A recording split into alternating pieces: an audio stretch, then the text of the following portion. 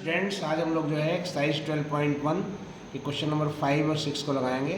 तो पांचवा क्वेश्चन है, आपके पास सिस्टम ऑफ कॉन्स्टेंट्स दिया हुआ है x + 2y <= 10, 3x + y <= 15 और x > 0, y > 0। एक तरह से तीन प्रकार की इनइक्वालिटीज दी गई हैं। तो यहाँ पे देखिए, जितने भी सवाल हम लगाए हुए हैं सब में हम पहले वाले को L1 मान लेते हैं, दूसरे वाले को L2 मान लेते हैं। तो मान लिया कि L1 जो है ये इक्वेशन नंबर x + 2y = 10 को डिनोट करता है, L2 जो है 3x + y = 15 को डिनोट करता है। इस पर इन दोनों को सॉल्व कर लेते हैं हाई स्कूल के तरीके से। x और y का मान निकाल लेते हैं, तो x का मान 4 आएगा, y का मान 3 आएगा। लिख दिया है मैंने। Now on solving these equations we get. इसके बाद हम देख लेंगे कि ये दोनों इक्वेशन जो है एक दूसरे को काटते हैं 4, 3 पे, उसका नाम दे देंगे ई। उसके बाद हम इसका डायग्राम खींचेंगे, पहले वाले का, दूसरे वाले का खींचेंगे। तो डायग्राम खींच दिया मैंने, L1 का खींच दिया तो वो जा रहा है 5, 0 और 0, 15 से, और L2 खींच दिया तो उसको जा रहा है 0, 5 और 10, 0 से जा रहा है। और उसके बाद ये दोनों लाइनें जो है एक दूसरे को काट रही हैं ई पे, तो इनसे जो एरिया बाउंडेड हो रहा है वो कलर्ड एरिया जो है फिजिबल रीजन जो हो जाएगा, जो इन लाइनों से और x बराबर 0, y बराबर 0 और इन लाइनों से जो क्षेत्र घिरेगा वही फिजिबल रीजन होगा, जो कि आप देख रहे हैं बाउंडेड है, क्योंकि सीमाओं के अंतर्गत बंधा हुआ है। ये देख लीजिए आप, 1, 2, 3, 4 लाइनों से बंधा हुआ है, इसलिए बाउंडेड है। उसके बाद हमको निकालना है कि इसका मैक्सिमम वैल्यू निकालनी है जेड की। तो जो ऑब्जेक्टिव फंक्शन से बोलते हैं, उद्देश्य फलन से बोलते हैं हिंदी में, अंग्रेजी में बोलते हैं objective function. Z = 3x + 2y का हमें मैक्सिमम मान निकालना है। तो वही कॉर्नर मेथड का प्रयोग करेंगे। BOCE पे हम निकाल लेंगे, O पे निकालेंगे तो 0 आएगा, 5, 0 पे 15, 4, 3 पे 18 मैक्सिमम हो गया, और 0, 5 पे 10 हो गया, तो मैक्सिमम वैल्यू इसकी 18 हो जाएगी, जो कि 4, 3 पर होगी। पॉइंट दिखाना पड़ेगा। बाकी लिखने वाली चीज़ें ऐसे लिख देते हैं कि फिजिबल रीजन जो है बाउंडेड जो होगा वो आपका OCEBO हो जाएगा, जो लिख दिया है मैंने।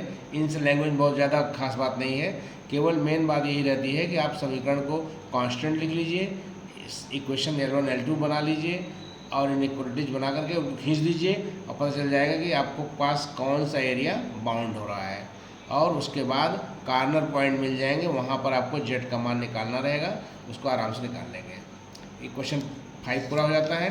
छठा क्वेश्चन हम देखने जा रहे हैं, 6th क्वेश्चन नंबर। तो छठे क्वेश्चन में भी वही कहानी है। आपके पास दो इनइक्वालिटीज दी गई हैं, 2x + y > 3, x + 2y > 6 और x > 0, y > 0। ये तो हमेशा रहता है। L1 मान लिया पहले वाले को, दूसरे वाले को L2 मान लिया। उसके बाद हमने इनको सॉल्व कर लिया। सॉल्व करने के पश्चात देख रहे हैं कि x का मान 0 आता है, y का मान 3 आता है। इसका मतलब है कि लाइनें जो है 1 और 2 एक दूसरे को 0, 3 पे काटती हैं। उसके बाद इन लाइनों को हम डायग्राम खींच लेते हैं। ये डायग्राम खींच दिया आपने L2 का, और L1 खींच दिया। और उसके बाद देख रहे हैं कि ये दोनों L1 और L2 एक दूसरे को B पे काट रहे हैं, 0, 3 पे काट रहे हैं। अब चूँकि इसकी वैल्यू जो है, इसमें ग्रेटर लगा हुआ है, तो ग्रेटर अगर रहेगा तो इसका मतलब है कि ग्राफ जो इस लाइन के ऊपर रहेगा, इस लाइन के ऊपर ग्राफ रहेगा, ऐसे इस लाइन के ऊपर ग्राफ रहेगा, और इस लाइन के हमेशा ऊपर ग्राफ रहेगा।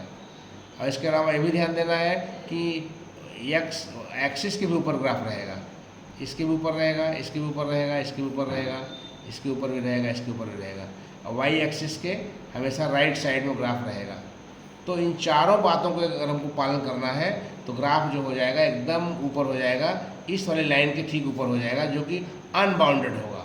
यही लिखा जाएगा कि फिजिबल रीजन जो हो जाएगा वो अनबाउंडेड होगा, जो कि जो है ग्राफ खींचने से पता चल जाता है कि ये जो फिजिबल रीजन है, यानी संगठित क्षेत्र जो है वो क्या हो जाएगा, बाउंडेड माने अनबाउंडेड माने अपरिबद्ध होगा, क्योंकि इसके आगे जो है बढ़ने की कोई सीमा नहीं है, जो हम दिखा रहे हैं आपको पेन से। उसके बाद कॉर्नर पॉइंट का इस्तेमाल करेंगे। हम देख रहे हैं 2 ही पॉइंट कॉर्नर पॉइंट है हमारे पास, 0, 6, 0, 0, 3। तो यहाँ पे हमारा 6 मान मिल रहा है। तो उसके बाद हम डिसाइड करने के लिए कि कौन सा पॉइंट मिनिमम है जेड के लिए, एक्स प्लस 2 वाई जेड का मान दिया गया है। इसके लिए हम देखते हैं कि जेड मिनिमम की वैल्यू 6 यहाँ देखने में लग रही है, और लाइन जो है जो 0.3 और 6.0 से पास होने वाली जो लाइन है उसके हर पॉइंट पर जो है इसकी वैल्यू जेड की वैल्यू 6 आएगी। चाहे आप यहाँ निकालें, बी पे निकालें, चाहे सी पे निकालें, या इस लाइन पे कहीं भी निकालें, हम उसकी वैल्यू हमेशा 6 आएगी। तो मिनिमम वैल्यू जो हो जाएगी 6 हो जाएगी। Thank you very much for today. Next video को हम लोग नेक्स्ट टर्न करेंगे।